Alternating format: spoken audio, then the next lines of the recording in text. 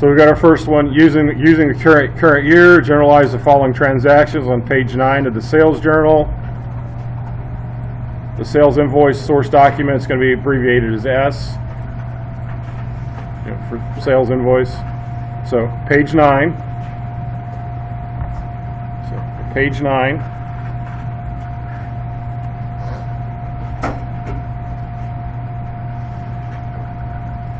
Then our first one, September 1st, sold merchandise on account to Adrian for $800 plus tax,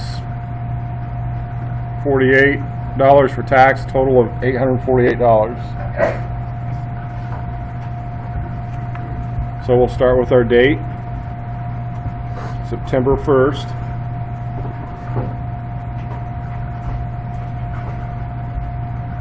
Then we'll put in the account name, Adrian Mikowski.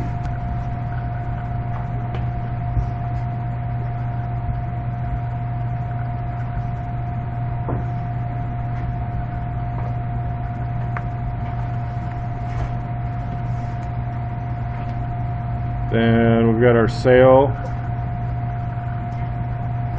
S104 for our sales invoice. Little tiny space for that, S104. So now we've got our accounts receivable debit. That's going to be the total amount of the whole sale.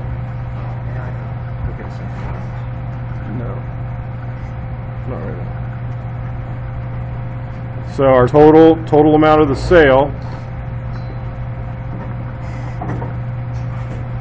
$848.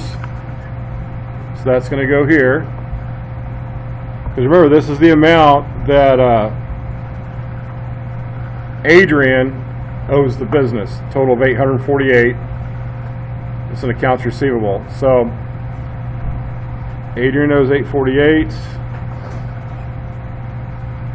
The sale of the product or service was $800.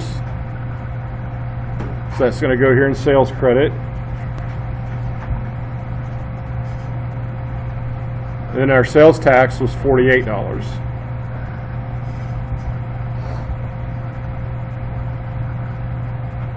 So you forwards or backwards, 800 plus 48, total of 848.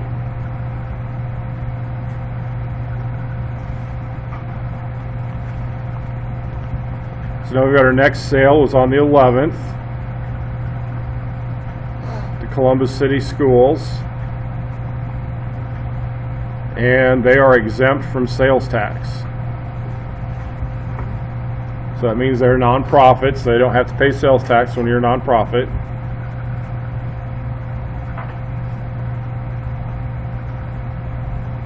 Columbus City Schools. And it's S105.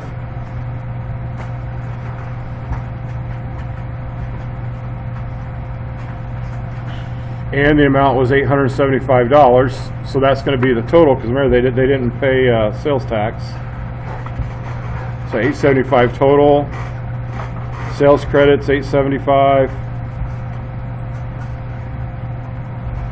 Then you can either leave this blank or you can put a line through it.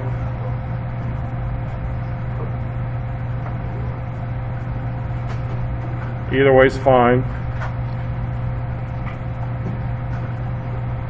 Now when you're working for a company or a business, they might want this done a little bit differently. They might want you to put a 0 or just leave it blank.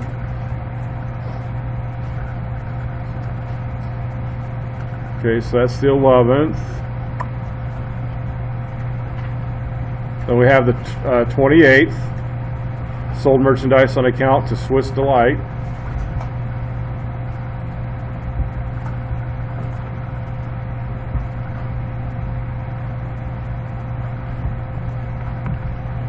That's going to be S106.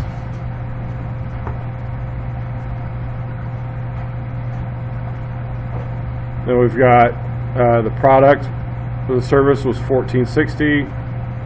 tax, $87.60, and here's our total.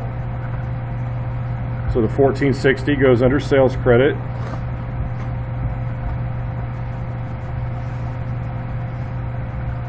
There's sales tax, $87.60.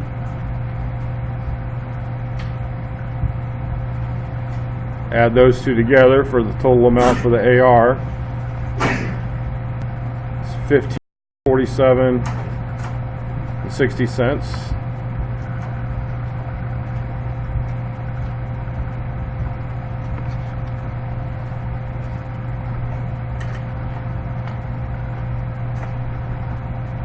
So there's what you should have so far. Try to focus this a little bit better.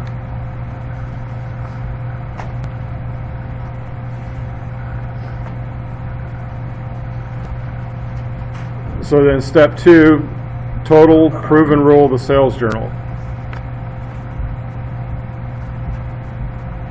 So a total of the sales.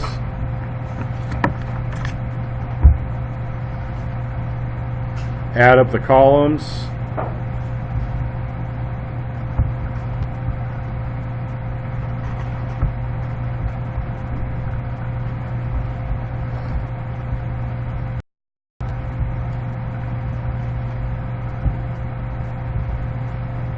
There's a total for the first column.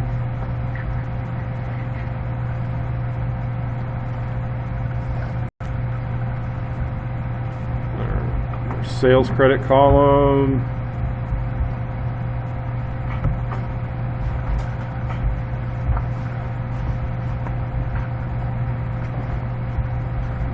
$31.35. Then we're going to add up our sales tax.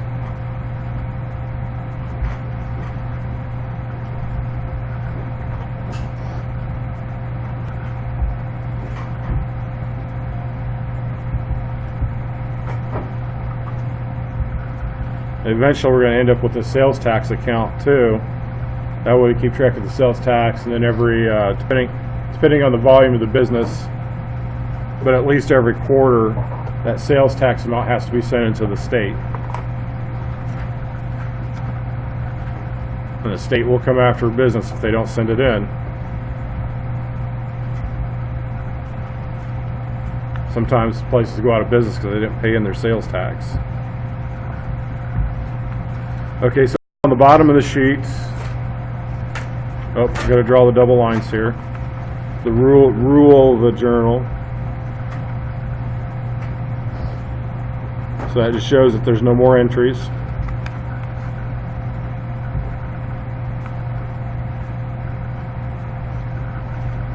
So our account receivable debit total. So it's account receivable debit. $32.70.60. Our sales credit, $31.35. Then our sales tax, $135.60.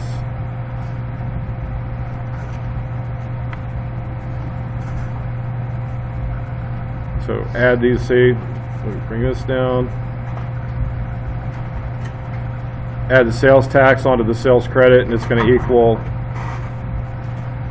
$32.70.60. So there's what you should have. I'll have the put this up.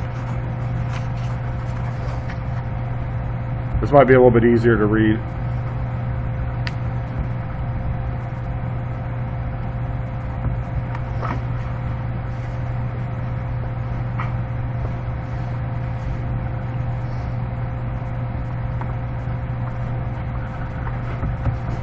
So there is section 1, work together.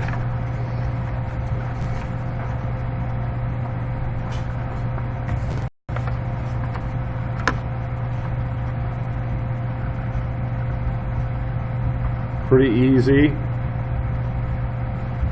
So do the on your own. If you haven't done the chapter 10 study guide,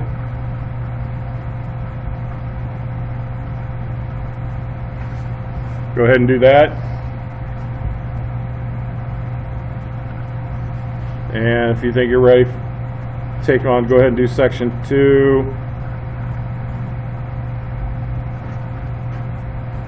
Work together.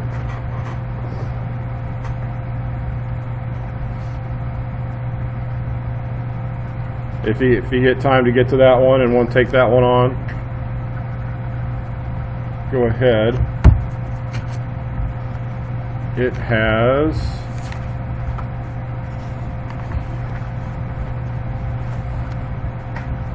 using sales receipts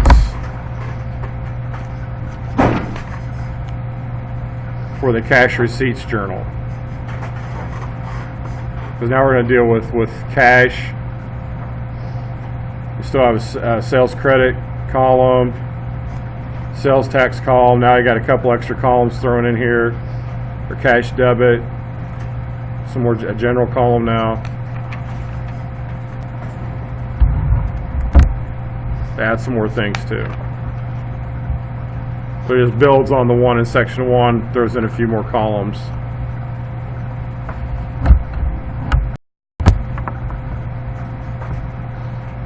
Three transactions, ending and proving the cash.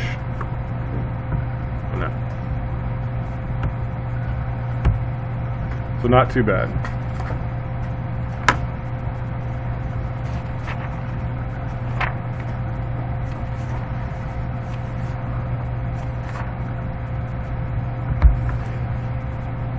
There's section 1.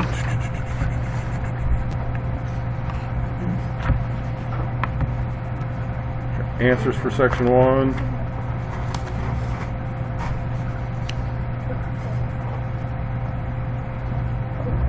And that.